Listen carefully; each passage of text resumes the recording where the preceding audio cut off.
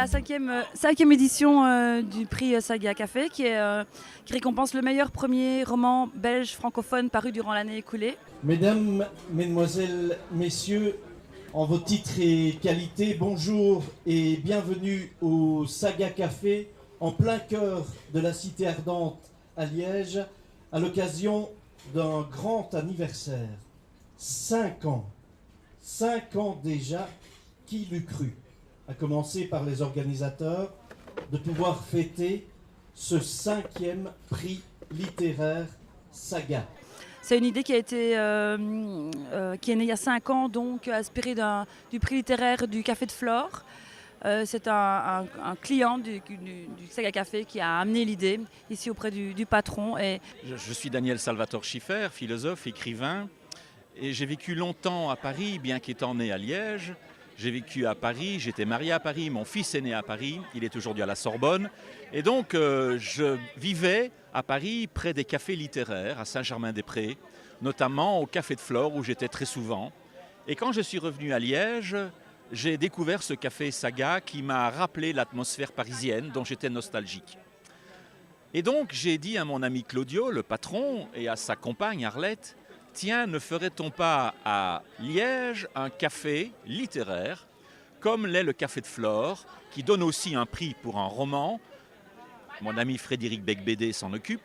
Et donc, Claudio et Arlette, les patrons du Saga Café, ont accueilli l'idée très favorablement, il y a 5 ans d'ici. Et donc, c'est ainsi qu'est né ce prix littéraire, qui récompense le premier roman d'un écrivain belge. Et c'est aujourd'hui la 5e édition, donc la 5e année.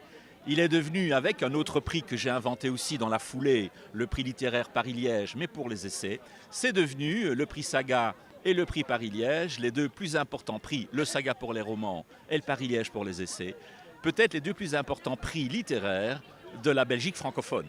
Et donc j'en suis très heureux et je souhaite longue vie à ce prix. Au nom de la ville de Liège, je voulais simplement affirmer notre présence aux côtés de ce prix Saga, qui a déjà pris de la bouteille, puisque 5 ans d'âge, c'est déjà pas mal, et il s'affirme de plus en plus comme un rendez-vous littéraire matinal à Liège, un peu à l'image, en écho à la vie parisienne, c'est vrai, mais qui est très liégeoise aussi, parce que nous sommes coutumiers de ce genre de rendez-vous, de ce genre de comment dirais-je, de partage amical autour de la culture, des arts, de la littérature. Ça nous convient bien et ça nous plaît beaucoup. Et on l'a mis en place. Et donc depuis lors, avec Arlette Bayers ici qui est présidente de l'ASBL Littérature, qui a été créée pour l'occasion, des lectures sont faites à partir du mois de janvier chaque année depuis 5 ans et puis une sélection. Peut-être passer la parole à Arlette. Oui, voilà, donc effectivement c'est la 5e édition. On ne pensait pas il y a 5 ans qu'on en arriverait là, on est très heureux. Et d'autant que ça se passe toujours très bien. On a la chance cette année d'avoir un parrain qui prend les choses avec autant de bonne humeur que nous, c'est monsieur... Il a accepté d'être le parrain de cette 5e édition. On le remercie pour sa venue à Liège, pour son parrainage, et je lui cède directement la parole sous un tonnerre d'applaudissements, monsieur Bernard Ménez. Ah ben, j'ai été contacté par une personne à Paris dans une réunion de directeurs de théâtre, des théâtres privés, et qui me signalait qu'ils aimeraient bien un parrain intéressé par la littérature contemporaine pour cet événement. Et moi, j'ai dit oui tout de suite dans la mesure où mon calendrier me le permettait. Et une lauréate qui a écrit un livre plein d'humour également, un peu de douceur dans ce monde de brut. Pour vous dévoiler le nom du lauréat, évidemment, je cède la parole à notre parrain, Bernard Ménez. Donc voilà, c'est ça. Il a un très joli titre, vous voyez, l'immeuble des femmes qui ont renoncé aux hommes. Tout un programme. Alors il faut regarder dedans parce que voilà, plus ça va, plus c'est intéressant. Voilà. Et donc nous appelons de Karine Lambert, l'auteur que nous appelons. Voilà. Je suis Karine Lambert, lauréate du prix Saga Café pour mon premier roman, L'immeuble des femmes qui ont renoncé aux hommes. Et l'idée de ce livre m'est venue d'une rencontre avec une femme qui m'a raconté qu'elle avait renoncé aux hommes depuis 25 ans. Et j'ai trouvé ça complètement fou de renoncer aux hommes et à l'amour. Et donc j'en ai écrit un livre et elle était rayonnante, encore plus fou. Et puis je l'ai perdue de vue, mais l'idée a continué à me titiller. J'ai rêvé la nuit qui suivait qu'une forêt d'immeubles des femmes qui ont renoncé aux hommes poussait dans la ville et que petit à petit c'était l'extinction de l'humanité et surtout de l'amour. Donc ça a été le détonateur de cette écriture. Et puis, mais comme j'ai des rêves fous, j'ai rêvé que je serais éditée. Et donc, je suis partie à la poste avec ma valise de manuscrits. J'ai chuchoté une formule magique, j'ai embrassé chaque enveloppe. Il y en avait 17 et une longue file de gens qui s'impatientaient derrière moi. Et c'est un éditeur audacieux, un homme, Michel Lafon, qui m'a dit oui. Donc la formule magique et le baiser, ça a marché. Et donc c'est un livre qui parle de... Je sais que le titre interpelle, il ne laisse jamais indifférent, où il agace, où il agite, où il fait éclater de rire. Et ça parle de qu'est-ce qu'on fait de la vie quand elle ne vous apporte pas ce à quoi vous aspiriez. Le bonheur, le couple, l'image d'Épinal. Et ces femmes-là, elles ont créé autre chose. Elles vivent ensemble, c'est l'amitié à portée de pantoufles. Jusqu'au jour où arrive une nouvelle locataire qui, elle, n'a pas du tout renoncé et qui va remettre en question leur renoncement à chacune. Parce qu'elle, sa quête dans la vie, c'est justement l'inverse, c'est de trouver l'amour.